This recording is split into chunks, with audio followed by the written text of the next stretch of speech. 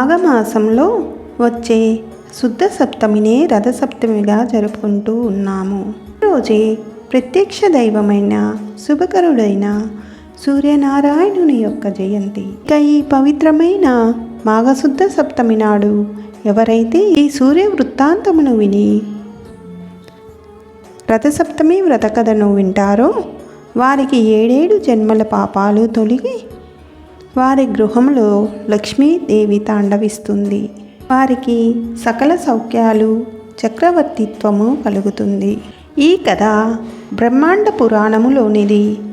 ఒకసారి సౌనకాది మహామునులు నైమిసారణ్యంలో 12 సంవత్సరాలు దీక్షతో ఒక మహాయజ్ఞాన్ని చేపట్టారు. అక్కడికి సూత మహర్షి వేంచేశారు. మునులందరూ, ఓ మహర్షి, మీరు సకల పురాణాలను క్షుణ్ణంగా పరిశీలించిన వాడివి. మీకంటే మాకు వివరంగా చెప్పగలవారెవరు?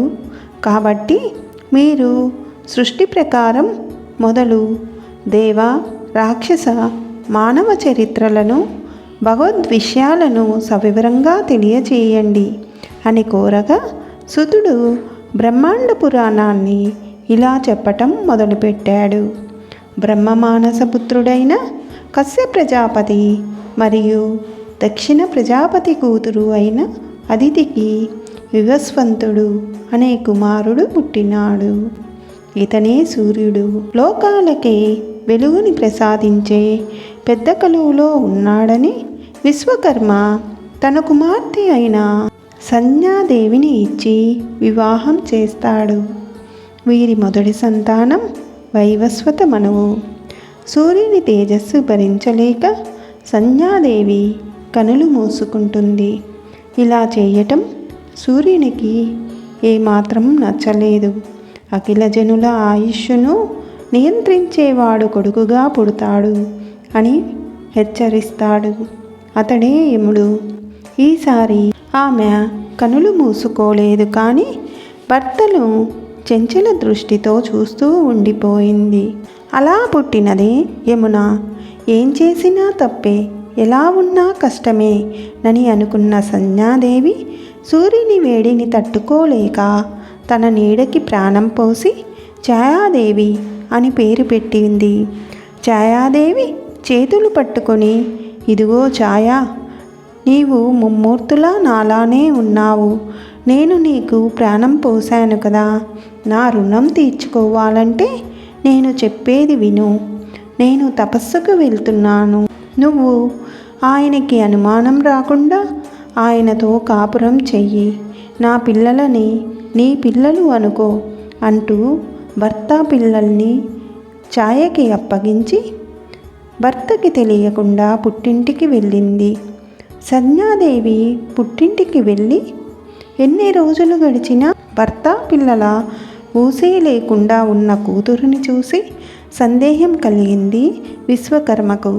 కూతురికి బుద్ధులు చెప్పి అత్తారింటికి బయలుదేరాడు. అత్తారింటికని బయలుదేరిన సంజ్ఞ కురుదేశాలకు వెళ్ళి బడవనామంతో అశ్వరూపాన్ని ధరించి పచ్చిక బేలల్లో విహరిస్తూ ఉంది.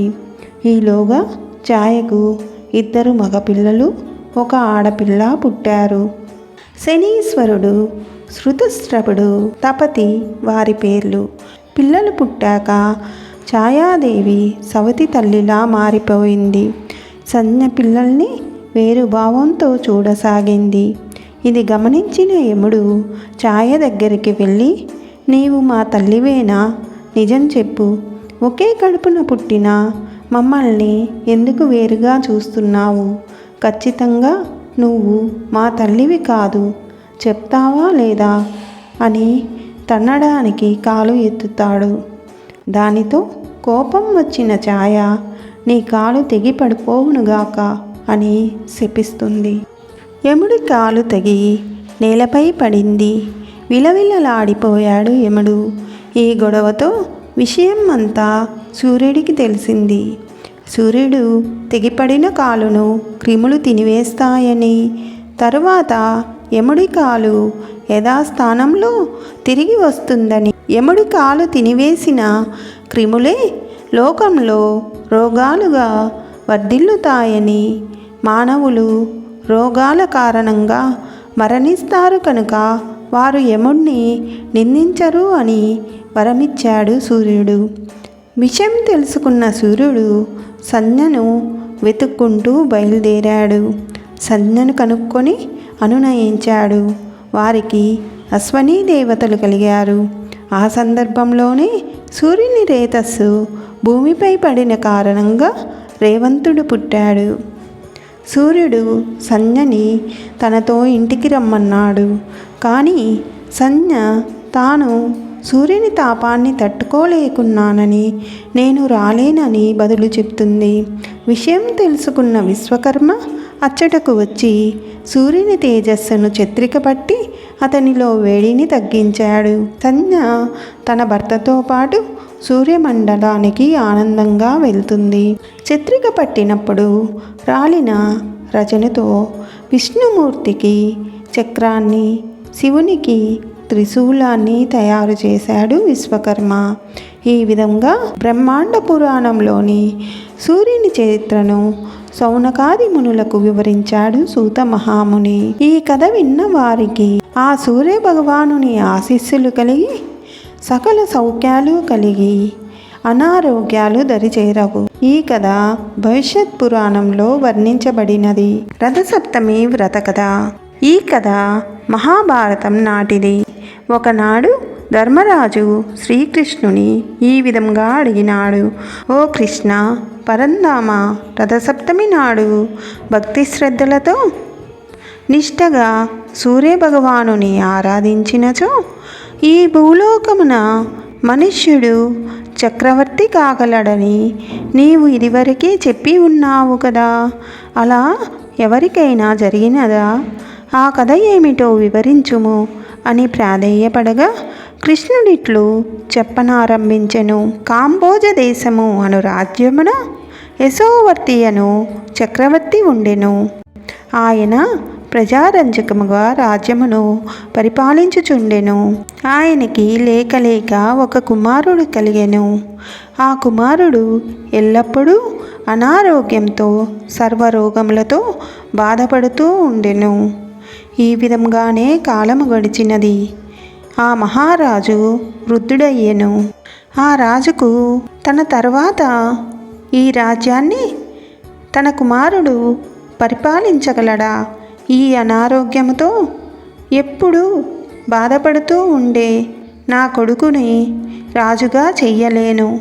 మరి నా తర్వాత ఈ రాజ్యం పరిస్థితి ఏమిటి? ఈ రాజ్యాన్ని ఎవరు పాలిస్తారు అని ఆ మహారాజు ఎల్లప్పుడూ చింతిస్తూ ఉండేవాడు. అదే సమయంలో ఆ రాజ్యమునకు ఎంతో తపశ్శక్తి కలిగిన ఒక మునీశ్వరుడు వచ్చెను. ఆ నోట ఈ నోట ప్రాకి రాజుగారికి ఆయన గురించి తెలిసినది. ఆ మునీశ్వరుడు చాలా తపస్సంపన్నుడని, ఎటువంటి బాధలు ఉన్నా ఇట్టే పరిష్కరించగలడని తెలుసుకున్న ఆ రాజు అతిథి మర్యాదలతో ఆ మునీశ్వరుని రాజమందిరానికి ఆహ్వానించాడు.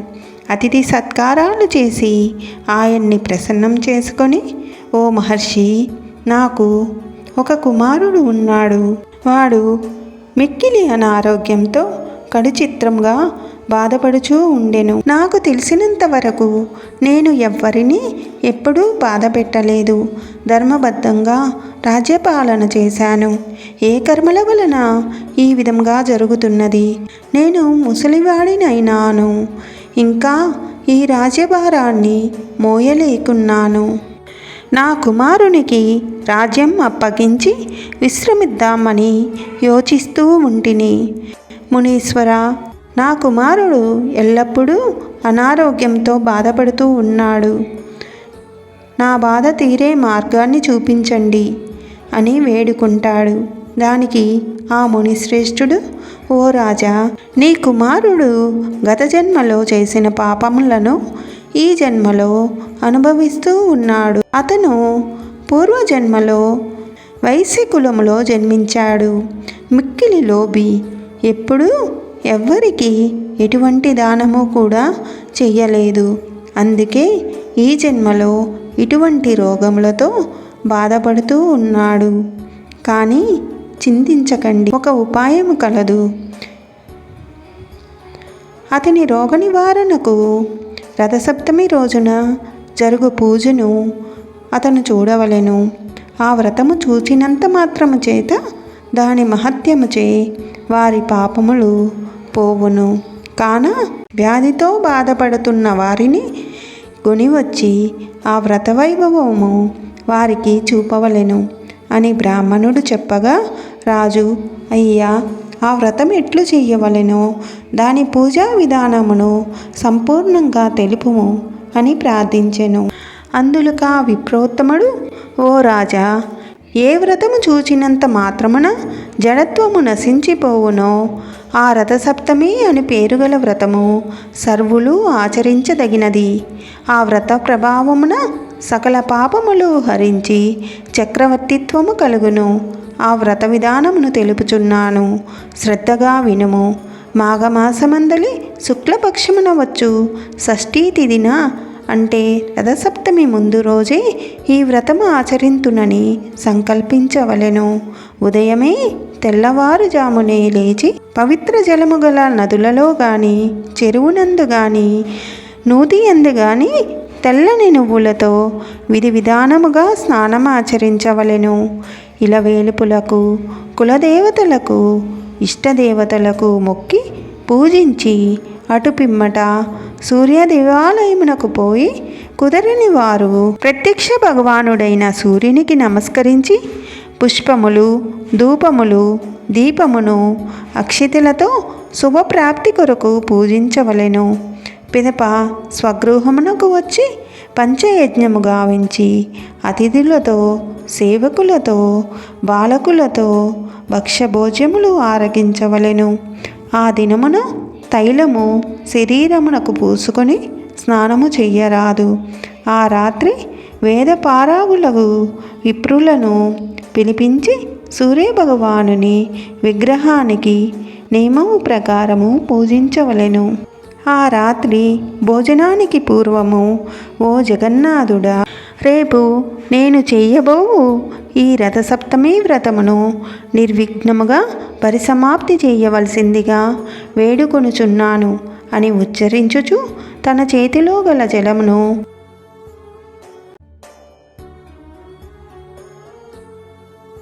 నీటిలో విడువవలెను.